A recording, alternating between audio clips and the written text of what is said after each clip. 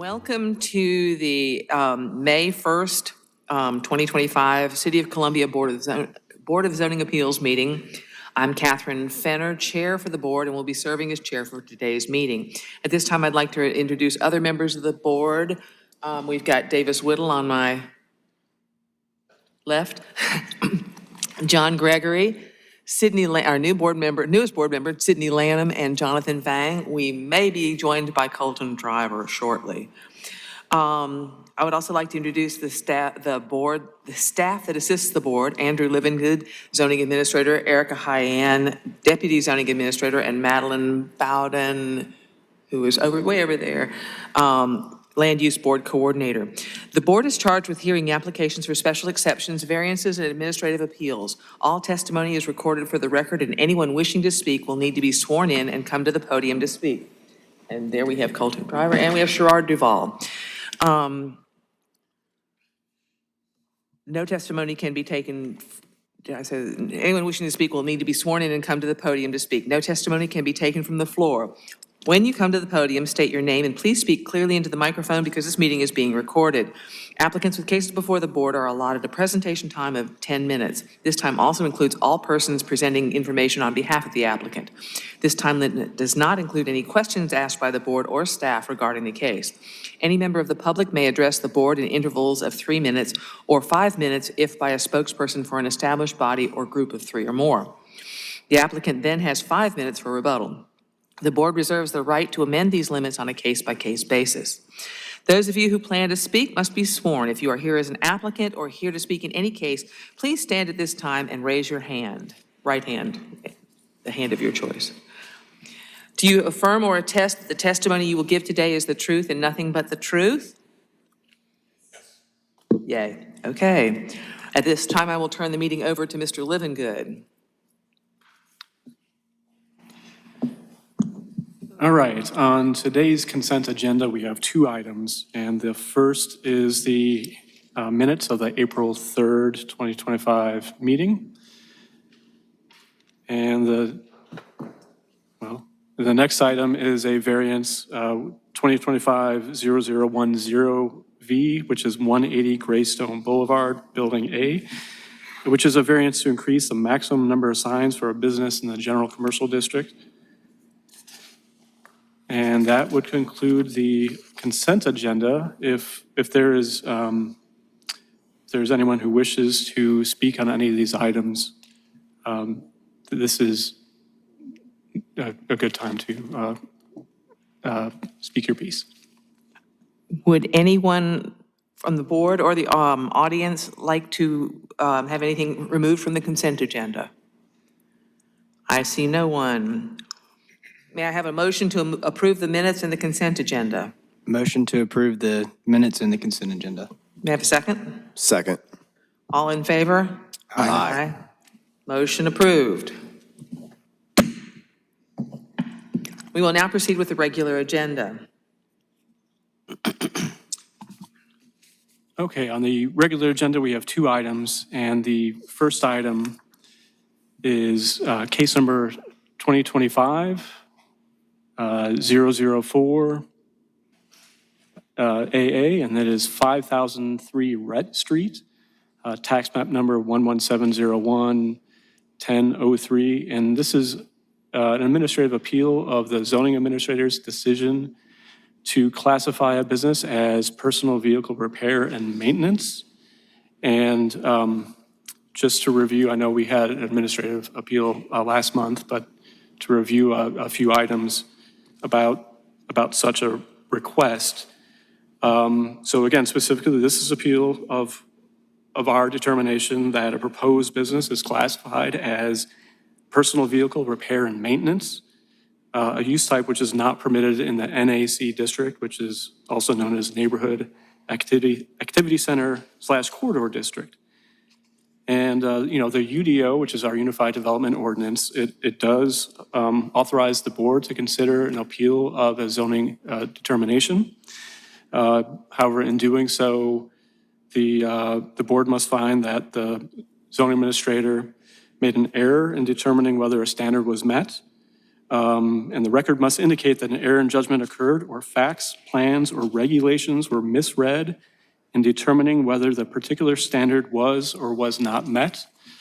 Another reason that the board can, or the board should consider is whether or not the zoning administrator made a decision based on a standard not contained in this ordinance or other appropriate city ordinances, regulations, or state law, or if the zoning administrator made an error in applying a standard. And so unless the board makes one of the above determinations, that it shall affirm the zoning administrator's action or decision. And so just a brief summary of the case before you, and the applicant is here today as well. The use type that's in question, at least according to us, is again, personal vehicle repair and maintenance, which is a use that is not permitted in the zoning district NAC that applies to the property, per the principal use table. And that table is here in the packet. And the full definition of a personal vehicle repair and maintenance is defined in the UDO as establishments excluding vehicle paint finishing shops that repair, install, or maintain the mechanical components or the bodies of autos, small trucks, or vans with a payload capacity not exceeding 5,000 pounds, motorcycles, motorhomes, or recreational vehicles, including recreational boats. And so that's the definition that we in zoning were going off of to make the determination on the Caesar's business, and which is the selling and installation of tires and rims. And I do want to mention, however, and I know this may not be the applicant's preferred choice, but it is an option to sell these just without installation in the district, and that is just something that's not permitted in the district. So something, for example, auto parts, like a Napa or an AutoZone, would be permitted in this district. And then finally, there is a relief the applicant has requested, which is for a special use permit or a special consideration permit. That is not something the board is authorized to grant. There are certain uses that are allowed special exceptions within various districts, and this is not a district that allows this use as a special exception. And finally, I do want to mention that since the time the packet was published, we did receive and forward to the board a letter from Richard Hammond Jr., the president of Belmont Community, also signed by Charlotte Hancock, the Gable Oaks property manager, which has been forwarded to the board. And with that said, I believe the applicant is present.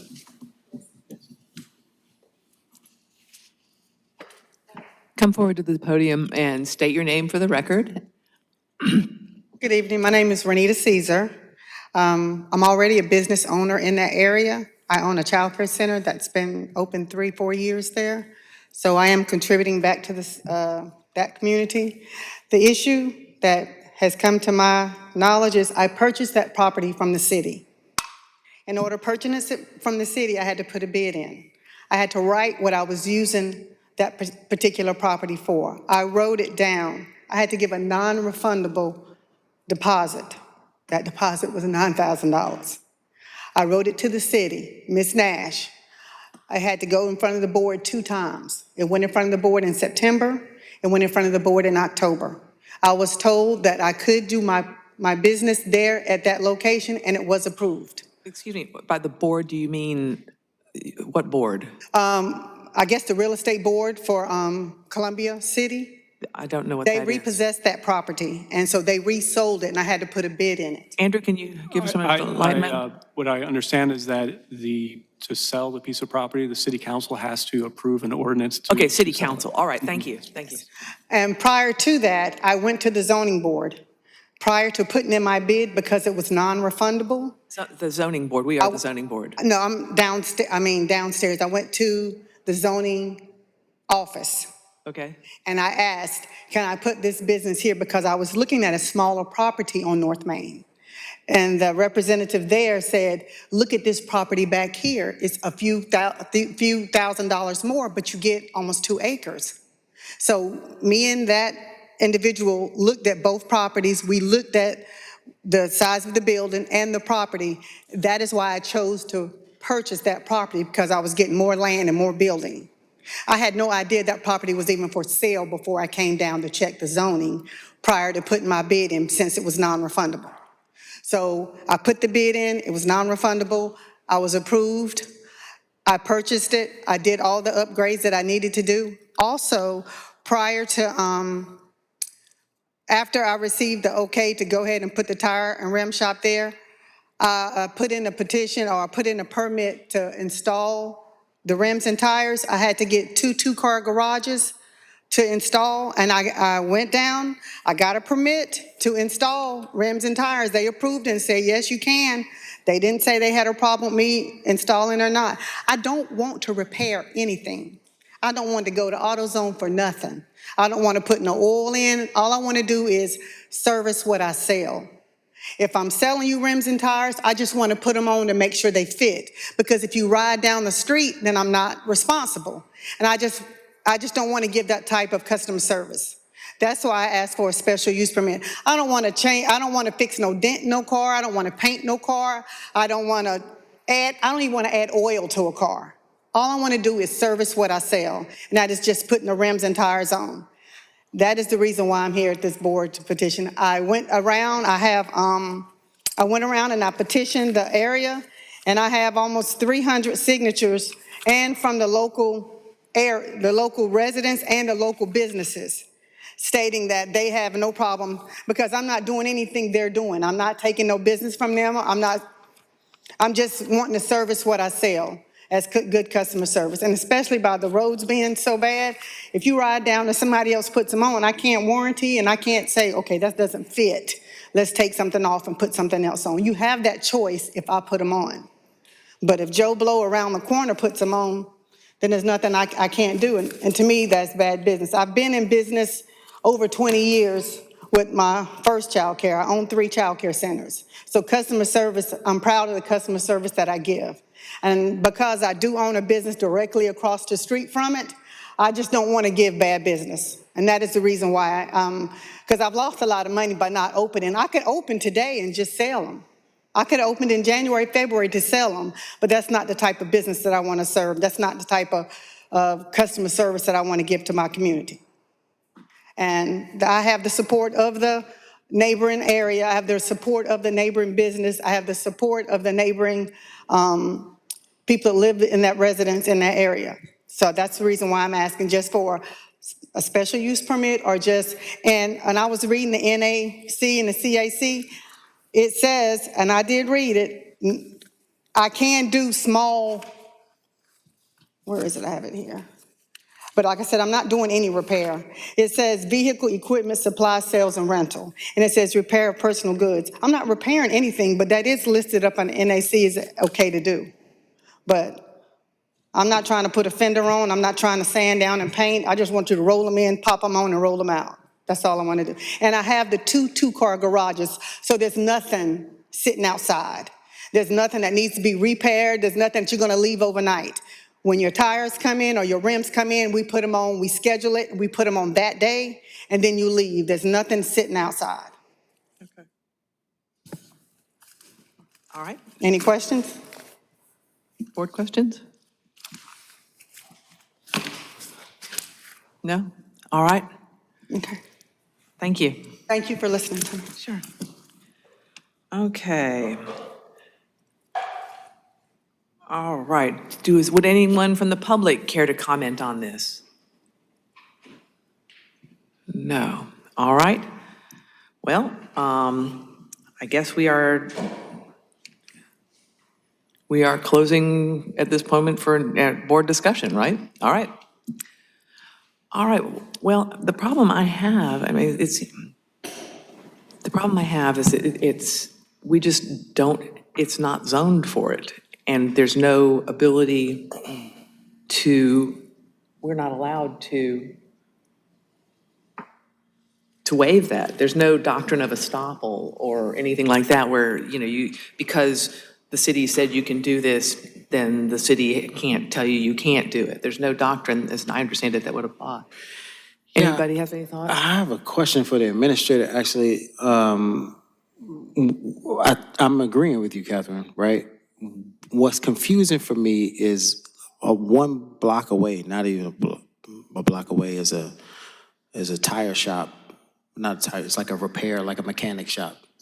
And so if it's in the same district as the mechanic shop, which does car service, and then, which is one of the things that this zoning doesn't allow, then why is there a mechanic shop a block away? It seems like if there was an exception for the mechanic shop, should be an exception for the installation shop, right? Sure. However, there was not an exception made for that business. It's a non-conforming use that was established prior to the zoning district being in place. Oh, prior non-conforming use, yeah. So, you know, the district that applies to this area is well, in its current form, was adopted in 2021. It's also within an overlay that was adopted in the mid to late 2000s at the request of the neighborhoods in that area to minimize vehicular-oriented uses because of the prevalence of such uses in the area. So then, I guess my question would be, then why wasn't that communicated to the owner before they purchased the property? I cannot speak to what other aspects of the city and their correspondence has been, but there's no record of the zoning division ever communicating with the applicant that an automotive repair or maintenance establishment It's was. installation is the real issue, right? Right, and there was reference to garage that was permitted, or actually, I think 2 garages were mentioned. Yeah. We issued a permit for 1, and it was for, on the application, it said a storage shed. It did say it was 24 by 25, but it did say on the application storage shed. I guess That was what was approved by this division. I think my only other question would be if the zoning for this area was changed 2021, I think you said it was? Well, that's when the Unified Development Ordinance came into place with these zoning districts. Which is what changed the zoning? That's the most recent change, yes. Right. Yeah. So, so then if the zoning board is in the right place to make an appeal after a zoning rule was changed and I purchased the property from the city, then what would be the correct action for someone that purchased a property from the city with incorrect zoning information? Sure. So, and I guess I'll address that in several ways. You know, again, what is limited is it's an appeal of a determination, and again, there's those 3 criteria that the board has to consider is whether we made an error in our interpretation or our application of the ordinance. Right, I understand. And then there are other means, and, you know, I can't speak to all of them, but there is a pending map amendment request for the same property to rezone it to a different zoning district, which would allow it. Now, that, again, I can't say whether or not that would succeed, but that is one potential option. And what other remedies that Ms. Caesar, as a property owner, seeks is up to her. So, from my understanding, and I want to make sure I have this right, we're only looking at whether or not the administrator made an error, Correct, which, correct. Doesn't sound like you did. What about And- applying right. under retail? I'm sorry? I mean, could she not reapply for retail? I mean, she's buying rims and tires and selling them She for a can- profit. She can sell rims and tires, but just she can't cannot install install them. them on the property. I mean, if you walk into Britain's and buy a suit, you can walk out with it. Why is that any different than buying rims and tires? So very specifically, you know, in the definition of the vehicular repair, or I believe it's, again, make sure I'm using the right term here, personal vehicle repair maintenance, it does talk about the installation of automotive parts and mechanical components of cars. And so that's the classification it falls under. So and I'm not saying that they wouldn't perhaps be allowed in the same district, but a tailor is different than a retail establishment that sells clothes. And it's possible it could be different zoning districts. So it's just a different classification within our ordinance. And so what I'm looking at is what our ordinance says the use is. Andrew, can you read that section of the UDO 17-93A5I5 that talks about the definition of personal vehicle repair and maintenance? Because that's what, I mean, the NAC doesn't even allow that use with a special exception. So I just think it would be good to hear that. Sure. It does say a personal vehicle repair and maintenance are establishments which exclude vehicle paint finishing shops, and I think they're excluded because they are further regulated, right, because of the fumes that are associated with painting, that repair, install, or maintain the mechanical components of bodies, of autos, small trucks or vans with a payload capacity not exceeding 5,000 pounds, motorcycles, motorhomes, or recreational vehicles, including recreational boats. And that's the personal vehicle repair and maintenance. But there's no repair being done. Installation is, installed. installation is the thing you can't do. Stalls in a room. And Andrew, And the tires and wheels are the mechanical components Yeah. that apply. can you, so you mentioned when you spoke to some of the threshold issues that if it was something like an AutoZone, it could sit there, right, the retail piece? Right, but if Right. AutoZone decided to start installing wheels and tires, we would say no, they can't. Right, but they install like batteries and things. So is there any provision where there's some ambiguity on whatever that's defined as on I the would retail say a side? battery is not a mechanical component. It's a component, but it's, That's the distinction. It's the mechanical component. I'm sorry? A wheel is probably the original mechanical invention of mankind. So, It's mechanical. It's mechanical. Yeah, it's mechanical. I did look that up. That was honestly one of my questions is that it's just mechanical? seems- Well, I know, like, I think we probably all agree, we don't really have the power to make the decision to overrule anything. I think based on the definition, likely made the right decision as to the rule. But there's the correct answer here, what we can do. And then there's like the right outcome, right? Like what can we do for a person who lives here that's trying to do the right steps, do the right thing? I know that's not us, but there is still an estoppel argument. I mean, outside of our scope. There is no estoppel argument, and, but there is a remedy, and the remedy is to get it rezoned, which I understand is pending in 1 week. Is that true? Is Okay, so is that, that right? Correct. It goes before the planning commission next Thursday. Okay. so that's the That's the remedy? remedy, yes, that's the remedy. Yeah. Okay, do we have any further board discussion? Do I have a motion? No, ma'am, I'm sorry.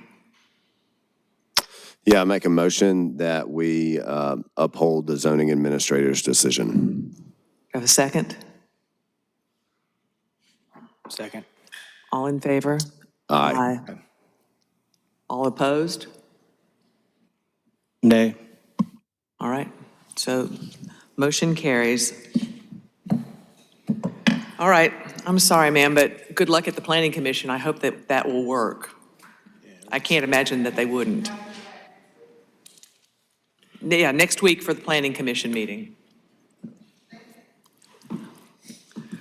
All right, all right.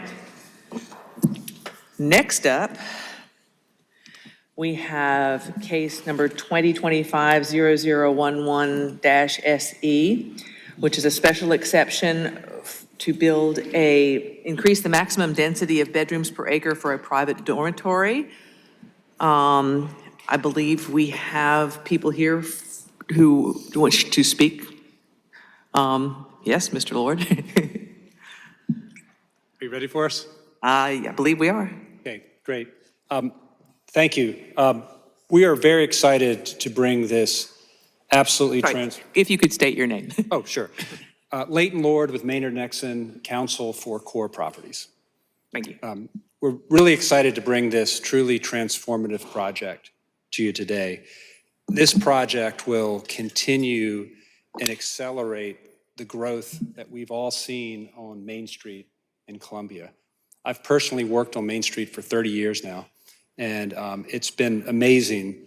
You can't walk into restaurants and just sit down anymore. You have to make a reservation. So, and all that started happening when this developer took over the old SCANA building and put a lot of people in it. And we're going to give you sort of the highlights of the presentation. Austin Pagnotta is here with Core Properties, and Mike Ridgway is our traffic engineer to address that also. We also have Jay Silverman, our architect, in case you have questions. What's before you is a request for special exception to increase the density on approximately 2.62 acres on the 1400 block, Assembly, Maine, Hampton, Washington. The chair knows this very well because she used to work in 1441. Yes, exactly. And she also probably remembers that 1441 didn't have parking. Right. So everybody that worked in that building parked in 7 different lots spread across the city. Same thing with 1401, which doesn't really have parking. So everybody there has to park all over the place. This project is going to supply parking for its residents as well as 1441 and 1401. It meets all the requirements for a special exception. It's going to more than enhance the property around it. Right now, it's all surface parking. So this is going to be built on existing surface parking. It's going to increase the property values. It's going to alleviate traffic, and it's going to be consistent with everything around it. It's, if you will, built between 2 office towers. This project is going to be 22 and 27 acres, 20 stories. So it's going to fit right in. We've worked very close with city throughout this to get their input on what they want this project to look like. We are very thrilled about the enthusiastic support for this that you've seen in your books. A lot of that spontaneously came in without us asking for it. We asked for some of it. And one of the important aspects of this is going to be a private dormitory, but it's also going to contain a very big market rate component for young professionals. So it's not all student. There's going to be a component, and Austin can give you more details on that. And I'm going to turn it over to Austin so he can talk more about the project, but also go through one of the important requirements of the UDO, that we meet the criteria for a private dormitory for security, noise, and all of that. Austin and his company do that all over the country, and they also do it on Main Street. So they know how to do that. So I'm going to turn it over to Austin and let him give you some facts. Great. Thanks, everybody. Name's Austin Pagnotta with Core Spaces. A little bit of background. We've been looking at this site for 6 years, since 2019. Has a lot of parking challenges that we've had to work through with the city, the county, and the community. The community being the 2 office buildings that are very underparked that we had to solve with this development. So just a little bit of background there. As Leighton was saying, one of the requirements for the special exemption is the operational and management plan. We've owned the hub for the past 10 years and have operated it for the past 10 years. So we've been a part of the community. We know what it takes to operate a private dormitory use. We also own 40 properties across the nation, roughly 40,000 leases. So we use the knowledge from our property here in Columbia and our properties across the nation to formulate the management plan that's in your packet tonight. If there are any questions about that whatsoever, just please reach out and we can make sure we address them head on. I think another thing we touched on was the parking, but just to put some numbers to it, the surface parking lot is 200 spaces today. There is a need for 750 spaces. That's how many people commute downtown already, but park elsewhere. So in our parking garage, that's 11 stories that will serve our building, 1401 and 1441, we will have 750 parking spots for those 2 office buildings, dedicated to those 2 office buildings. So when you talk about your net demand, 550 parking spots that we're using those satellite lots, nearby parking garages, the Vista, like all those separate garages will now be consolidated to this one area without increasing traffic because it's still the same people coming downtown. It's just now they're coming to this one garage. So that's something that Mike Ridgway, our traffic engineer, can talk a little bit more about. If you want to come up and talk. Yeah. Mr. Ridgway. Hello, I'm Mike Ridgway with Ridgway Traffic Consulting. And as Austin was mentioning, a lot of the folks that will park here are already coming to downtown. So it will consolidate the parking, add parking. One of the things I wanted to point out that's a benefit of this project, the existing parking lot has 5 access points onto Assembly Street, which is a little bit substandard. There's Can too you many. speak up a little bit? Yeah, there's 5 access points to Assembly Street, which is too many. It's, you wouldn't do that in today's design elements. So that will be consolidated to one restricted right in, right out, and then full. Where would that be, that in and That out? would be at about the midpoint between Washington and Hampton on Assembly On Street. Assembly, okay. And right now you have like 3 exiting points and 2 entry points, and it's a little bit confusing. We did the analysis of the 4 intersection signals surrounding the project and found that, a lot of the traffic's there already, that the intersections can operate acceptably. With regards to the student apartments, a lot of the students don't drive, which is what we've seen at other areas. They're going to take shuttles, bike, walk to campus. Will you be providing a shuttle? No, I'm assuming that would be a university shuttle. Okay, the university shuttle, okay, thank you. Similar to The Comet. how the Comet. hub is serviced. Okay, thanks. And the other benefit, there are some market rate apartments, but with the mix of uses, in the morning when the residents are leaving, the office parking folks will be coming in, and with that switched in the afternoon, so it's not like it's all an office use where you have a huge rush you will have a rush, but the traffic will be more balanced. But that's just some highlights of the traffic, and I'd be happy to answer any questions that you may have. Any questions, board members? Thank you. No, thank you. One additional point, other than there being fewer access points on the square, which is going to help traffic, CORE is going to build a private alley into the project for drop-offs, packages, pickups, things like that. So that will alleviate traffic around the project. And the private alley is kind of a unique thing. Where is it going to be? It's in the middle. Right. In the middle off of Assembly? Yeah, it's in the middle off of Assembly. Okay. And it just goes right into our site. Okay, thank you. So they've tried to think of everything to make it conducive for the site and to alleviate traffic. So that's why Mike's here to answer any questions. Again, I want to just say we're very happy that all the support we've gotten. We appreciate staff working with us on this project. It's a difficult project, it's a big project, but it will truly transform downtown Columbia. So I'll leave it to Austin, and that's it if you all have any questions. Yeah, and just summary, there's a 27-story component, 22-story component. The 27-story component is market rate. The 22 is private dormitories. There's 1,500 parking spaces, 750 of which will be dedicated to the 2 office buildings. The balance will be to the residential uses.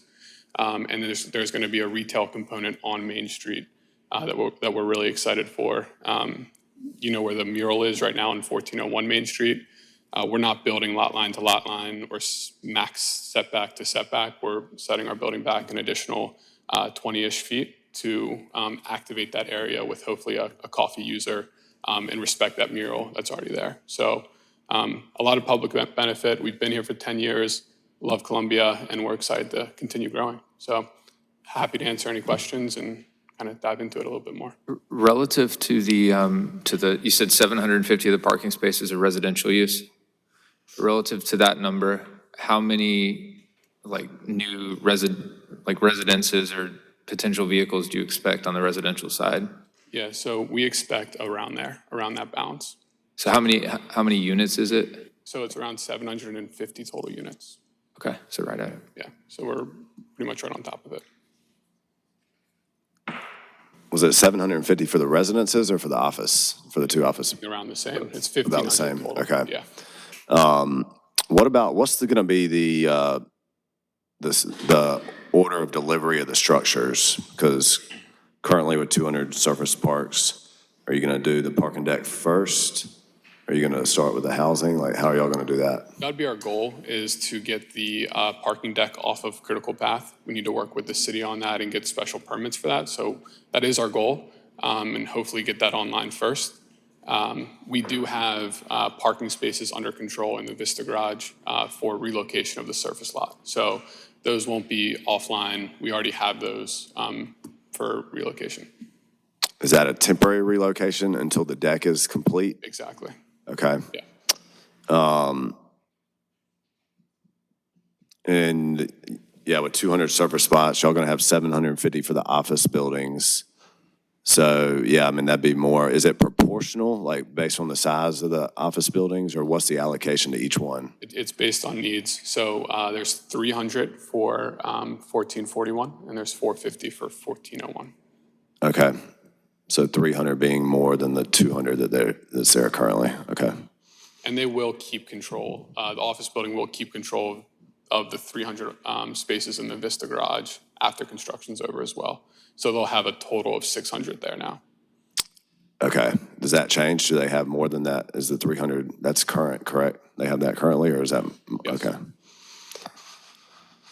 Any other board questions? All right. Would anyone else like to speak to the case? Yes, sir. Come forward and state your name, please. Good afternoon. My name is Jerry Mitchell, and I'll be brief. I am both a commercial and residential property owner downtown, and if the structure is built, I will actually be able to see it from my primary residence. But I'm here to speak in support of granting the special exception. They've been good neighbors downtown, and I think we should be increasing our residential density in the district as well. So that's it. Thank you. Thank you. Would anyone else like to speak to the case? Yes, ma'am. Sir. Yes. State your name. My name is Julius Williams. Well, my main issue with the project, because I'm really excited about the project and everything.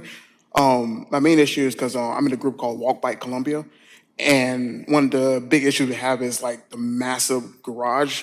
But after listening to what they were saying about the garage, about what its use is going to be, it kind of makes sense. It's not really adding any more cars down there. It's going to be accommodating people who are already going to downtown and the new residents that are going to be living there.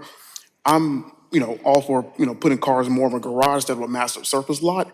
And, I would love for more, obviously, more transit, bike, and walk use for the area. I wonder, do the city have any idea of getting the comment to accommodate some of the residents there? Because obviously, there's probably more regular residents than students living on this property. All USC students get Comet passes. Okay, well, They can ride the Comet for free. But what about the regular residents that's going to be living there? Because it's going to be they are going to have But to all the market. Comet buses, all the Comet buses, all students are eligible with their ID to use Comet buses. He's not talking about students, he's asking about the residents that are not students, because it's a mixed-use rate. property, right? Market rate, That's what he's asking. they can take the bus if they want to, or they can walk, or they can do whatever they want to do, I guess. Well, I mean, is the city going to try to integrate more transit solution plan to this to kind of discourage, car use? Because obviously, we have traffic and it's going to keep getting worse if we just keep increasing more you know, car use. We know the study Right, about right. that. I understand what you're saying. I think the nature here for zoning is probably in the best place for the question, though. Because I think what you're asking about is accommodations for residents, right? And we wouldn't have any, this board wouldn't have any say on accommodations of residents. Right, Yeah, it's just, so, but the city manager is sitting right over there, Teresa Wilson. She could probably help you out. Ms. Wilson, would you like to discuss this? I'll probably talk to her later about that. Well, another thing, because obviously I have a few people that wanted to come to, but they couldn't show up today, so they asked me to ask the questions for them. Yeah. My friend Tim wanted to know, instead of 2 massive towers, what about if they could combine the student housing and the market rate into one massive tower? That's what he's been asking. I didn't think about this. And I was, you know, I think that's more what, you know, the city had to work out a deal with the developer. If they want to change their plans up or whatever, to create something like that, to kind of free up more land, you know, instead of having 2 big towers spread out, it'd be one big tower and need more land that they can, you know, it could be sold off for more developments in the future and everything. 'Cause obviously, it's going to get more denser downtown. Yeah, that'd be more of a question for the developer. Yeah, Yeah, we perhaps couldn't- you would like to address that, sir? Do you have any other questions, sir? I'll check my notes real quick. Oh, mixed use. Are there going to be any, I guess it's more question for the developer, like any Retail. They said they're going to put some retail at the front, on the yeah. lower levels and everything? Yeah. I guess more question for the developers. But he did say that there were going to be retail on that bottom, Yeah, as the- well the as Main Street mixed side. use, meaning students and residents. And then they were going to create, I think it was something about a 20-foot, Setback. right, so the city could still utilize the mural for pedestrians and I visitors. was curious about the mural. I'm like, what are they going Yeah. to do with the mural? I was kind of hoping it turns to like a little plaza or something like that. Yeah, they're going to leave it there, Oh, okay. so the city can still use it, yeah. Far as- That was my concern, too. Yeah. Far as any other questions, that's kind of like the main things that I wanted to bring up. I'm not sure if they want to step in and say something. Appreciate you being here, man, thank you. All right, thank you, sir. So it's one building, so it will be a 22-story tower and a 26, 27-story tower, and they're all connected, but they will have separate entrances and separate elevator cores, and they will have controlled access. So we are using the density from the whole site, and it's all connected, but internally it's separated. The comment about the bikes is something we're focused on everywhere across the nation, not just here. Especially being on Main Street and being in this location. We're gonna have blue bikes set up if that's available, but we'll have a station for it. And we're working on alternatives if that's not available. So there's partnerships out there for Lime, Divvy, all of those to bring them in if there isn't another solution already. So we would Really love to nice do- if the blue bikes could come Yeah, back. I understand I agree. Would love to do the blue bike. bike I share. have a question. Will the main entrance to the building be on Main Street, or is there several? The market rate building is on Main Street. That's the one that goes 27 stories tall. So that's going to be the market rate entry. And then on Assembly, across the street from the Standard is where the student entry is going to be. Gotcha. So we thought it made, just because across the street from the Standard and then Main Street more market rate. Can I ask one more question on the parking? Who's gonna be operating the parking for the office users? Is it gonna be private or city or, Yeah, so and is it gonna be monthly or how's that gonna work? So we will operate most of the spaces. 450 of the spaces will be owned and operated by 1401 Main Street City. Okay, so the 300 for 1441 will be operated by you guys? Yes. Okay. Yeah. Be on monthly contracts, so to speak, or how will that work? Or do you know yet? We're still figuring out the logistics on that. Okay. Thank you. Yep. Just one more quick question. So you said market rate was Main Street, Yep. primary entrance. As part of your analysis, was there any concern about student entrance being on Assembly since it's a busier road? We have been talking about that, so it's more on the corner. We're hoping that we've seen the long-term vision for Columbia of kind of making that more pedestrian, and we're hoping that that comes to reality. But we have had that concern, so we did shift it further south to more of the corner. So the you can- corner of Washington, basically. Yeah, Okay, good. Thank you. yep. Any other board questions? Do you guys want to rebut in any fashion beyond what's been said? No? All right. Well, then we will close this, and testimony is closed. Let's begin board discussion. What do y'all think? Got my vote.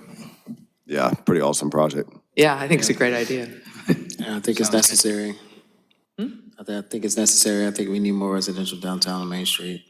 Well, I really like the And I fact love that that they're adding market rate too. I think that's going to be really important. Thinking about preserving the mural, it's been a great tourist attraction for Columbia. We need to keep those. I like that. And that they're thinking about having that drop-off area, because that's been an issue with the hub, is not having a drop-off area that people can drive away from Main Street, particularly when students are moving in and out. So I thought that was really good too, so yeah. And I will say, yeah, the hub has really animated Main Street. It made a huge difference, so. Any other discussion? I think that Mayor Rickman's always talking about getting, USC students to stay in Columbia, and that's always kind of something that he's trying to focus on, and I think this is a great step in the right direction for that, for sure. Good. All right. Do I have a motion? Make a motion to approve, subject to staff comments. Second. All in favor? Aye. Motion carries. Do we have anything further, Mr. Livingood? That concludes our agenda. All right, well, thank you very much. Okay. We adjourn. Do I have a motion to adjourn? Second. You guys gotta help me now. All right.